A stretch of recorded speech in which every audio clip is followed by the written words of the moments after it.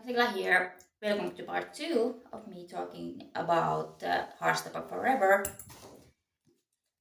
for asexuality in film, episode 21 or 22. Let's see. So this one I'm talking about Tori Spring. Um, so yeah, in the last part I left off. I talked about Tori talking with Isaac and actually like approaching another human being, which even though this scene isn't explicitly about the shared aceness, you can assume it is. Because like Tori is very perceptive and Tori most likely knows that Isaac is asexual and she might be herself coming to that conclusion. So even though she doesn't officially want to talk about her asexuality, talking to someone else that's not her brother or her Michael is progress. So I like that scene. So it's subject to that subtext or my interpretation, but I think this is a nice scene. So if you don't know Tori, Tori was introduced in Alice Osman's debut novel Solitaire, where she meets Michael. They have an adventure, and then she also is a point of view character in this winter novella, and then she has been a recurring character in both versions of Heartstopper. And in volume 4 of Heartstopper, Michael is introduced. It's just Nick Nelson doesn't know how they met, just that they did, and now they have something going on. And in volume 5, Michael is like, I asked no, Tori to be my girlfriend, but she doesn't want to be girlfriend or boyfriend, and what the labels even mean, and blah, blah, all this fun e-spectre related rant.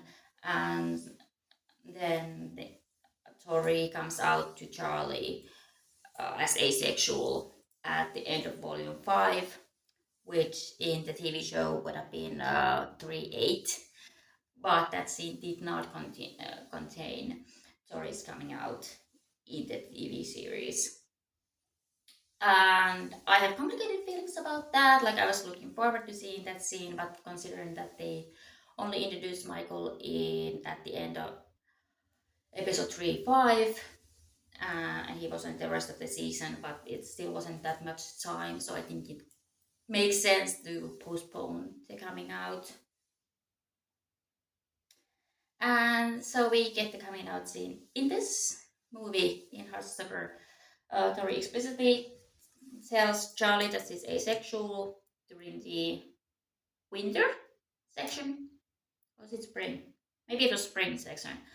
So, anyways, he explicitly does come out, and he makes a meta point that, like, oh, I swore I told you that, because like uh, Charlie's being like, you have a kind of a weird relationship, and she's like, I mean, well, neither one of us are straight. Michael isn't explicitly said, but Michael is pansexual, and Tori is asexual, and says, you know, I'm asexual. No. Oh, I could swear I told you that. So that was a nice scene, and then she goes on to elaborate how her and Michael's relationship might seem very weird to others, but it's something that really works for them, and it's very QPR, and it's nice. It's really nice. Uh, so, so yeah, she's the so she's fully explicitly asexual in the film, and it's nice to finally get to see her come out and be fully asexual, because like Tori was Tori is an interesting character because like she was subconsciously written as very asexual and or aromantic in those spectrums by Alice Osman, who did not know those spectrums existed or that they are on them. So yeah, it's been nice to see her Tori to get to become who she is. So yeah, I wasn't sure how much I would go going to go into the adaptational aspects of Tori, but apparently I'm doing. Apparently, I did. So yeah, so yeah. When it comes to Heartstopper Forever, there are two asexual characters, quite a bit of sex. One of them is explicit, one of them isn't. The sex is varying levels of explicit, and it's tone-wise, it follows the TV series, which is a bit darker, at least when it comes to Nick, than the graphic novels are. Like here's fun. I have notes every time there's pink, it's a Tori, and every time it's blue, it's Aled. Fun. So yeah, I think this is it. So again, I like the movie. There's some sex, so proceed with caution if you're sex repulsed.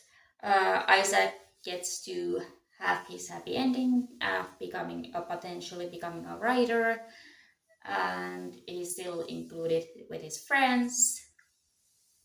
And Tori gets to be fully asexual on screen. So yeah, I think this season 4 would have probably elaborated on all this, but as one of movie finale, I think it works. I'm happy with Heartstopper Forever. Yeah.